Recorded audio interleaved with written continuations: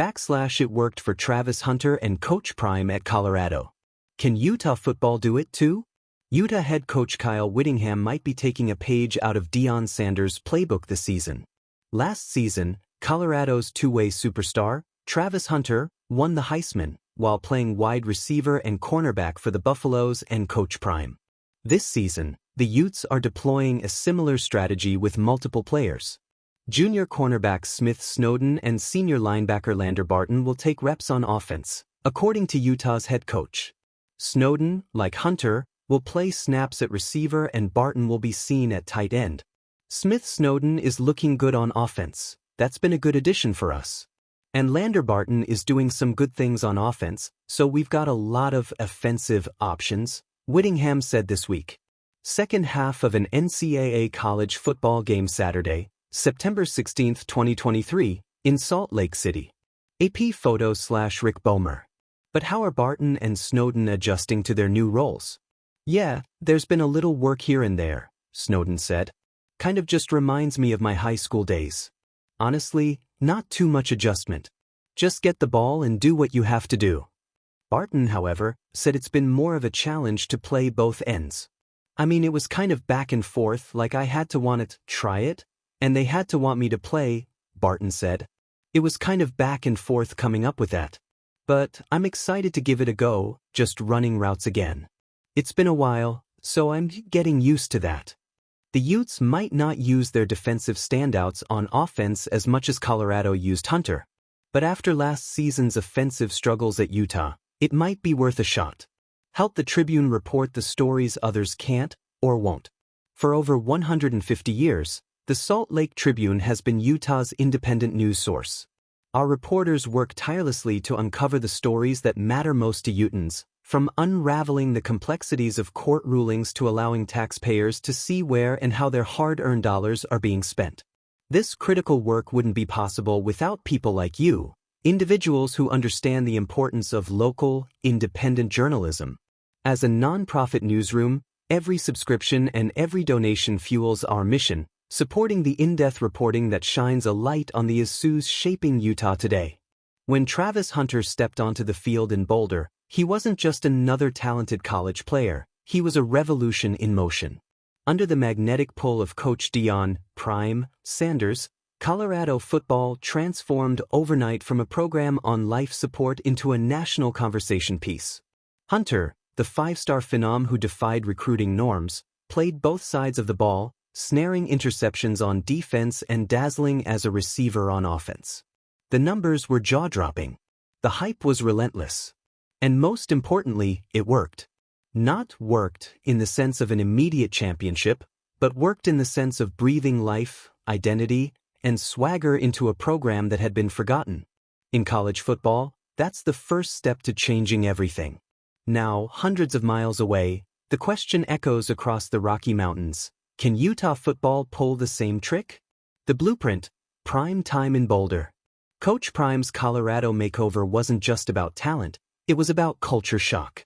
The transfer portal became his hunting ground. Traditional patience was thrown out the window.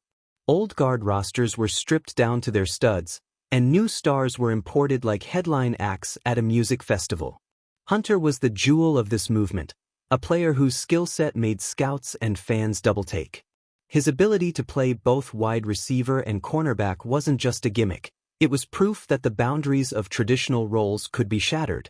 And in an era of social media, highlight reels, and nil deals, that kind of innovation was gold. But here's the thing. Colorado's revival relied heavily on spectacle. The buzz fed the brand, and the brand fed the recruiting pipeline. The question for Utah is whether they can, or even should, replicate that exact formula. Utah's identity, a different kind of power. The Utah Utes are no strangers to winning. Under head coach Kyle Whittingham, they've built a reputation for physicality, discipline, and player development. They've been the hammer, not the glitter.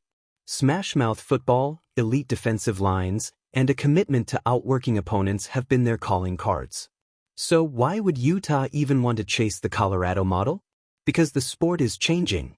The transfer portal era is essentially college football's free agency. Nil money and social media clout can influence recruiting decisions as much as championships do. A five-star phenom with 1 million followers might bring as much value as a system-developed senior. And while Utah's brand is built on consistency, there's a growing awareness that adding a little prime-style flash could push them from respected contender to national headline maker. Could a Utah Hunter exist? The core of the question is this: could Utah land and fully utilize a player like Travis Hunter? It's not impossible. Imagine a recruit who can dominate on both sides of the ball in Salt Lake City. A two-way star in a Whittingham-led program would be a fascinating contrast, combining Utah's grit with a spectacle factor that rivals Colorado's. But there's a philosophical hurdle. Playing both ways is a huge physical demand, and Utah's system prizes depth and rotation. They spread the workload to keep players fresh for 4 quarters. Giving one player 90-plus snaps a game would be a major departure from the norm. The middle path. If Utah were to attempt this, they wouldn't do it the exact prime way. They'd probably blend the Hunter model into their existing DNA. Selective spotlight. Instead of using a two-way player every week, they might unleash him in big games, a secret weapon strategy. Recruiting amplification. A Hunter-like star could be the face of Utah's nil pitch, attracting more high-caliber athletes. System first, star power second. The player would be integrated into Utah's identity, not the other way around. This hybrid approach could allow Utah to enjoy the recruiting buzz and media attention without sacrificing the core values that have made them a Pac-12, and soon Big 12, powerhouse. Risk versus reward. For Colorado, the risk was low. They had nowhere to go but up. For Utah, the stakes are different. They're already good. They've been to multiple Rose Bowls. They've won conference titles. The danger is that chasing flash could disrupt the machine. However, the reward is tantalizing: national brand expansion, a nil-friendly image, and a shot at recruiting the kind of transcendent athlete who can change the outcome of a game in one play. And in the modern college football arms race, standing still can be as dangerous as falling behind. Final whistle. When Travis Hunter and Coach Prime shook up Boulder, they proved that personality and talent, when fused together, could electrify a program overnight.